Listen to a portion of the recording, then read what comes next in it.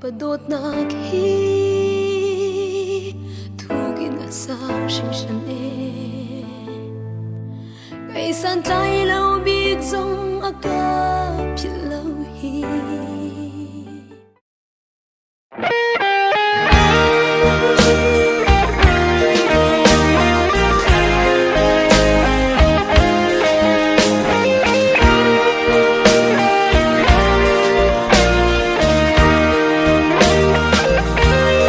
bôi ba thong yên căn nung căn trôi bôi ba thong yên đâm na căn hù bôi ba thong yên nang am tê lệ giang đâm tên đi pha đi thar chung á căn xoài át chặt nang mùi độ căn mù tê Hallelujah Hallelujah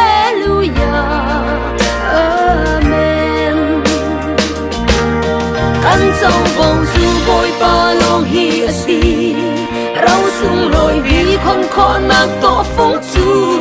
và non ngày tu căn si e Hallelujah bôi ba thong in nang am tê lệ giang đâm tê in căn lên na e Hallelujah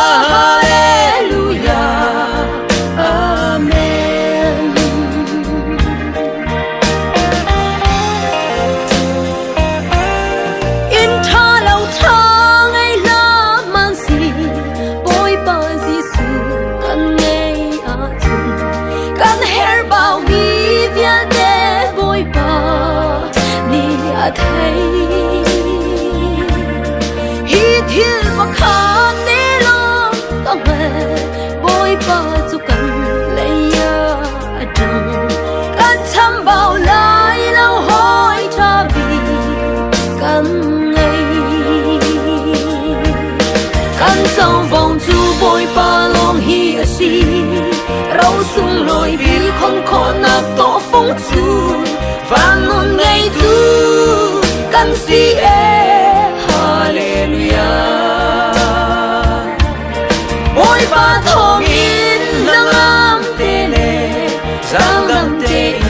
căn lên na e Hallelujah Hallelujah Amen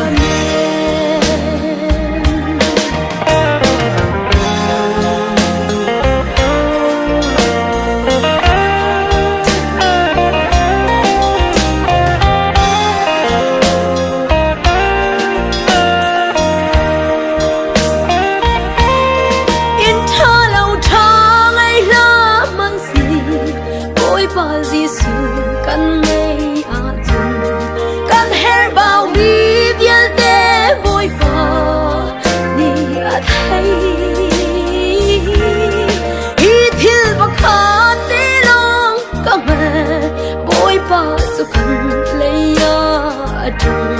căn chăm bao lại lâu hỏi cha vì căn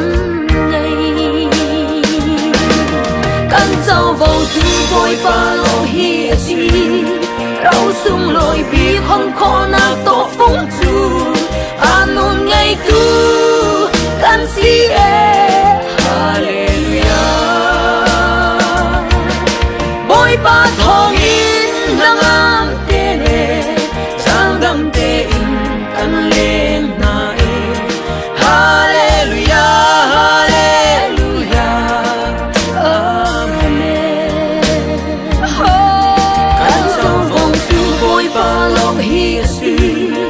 rau sung lội vì không có nạc tổ phong chu và non ngày tu căn si e Hallelujah bôi ba thong in nang am tê lệ giang đâm tê in căn lên na e Hallelujah Hallelujah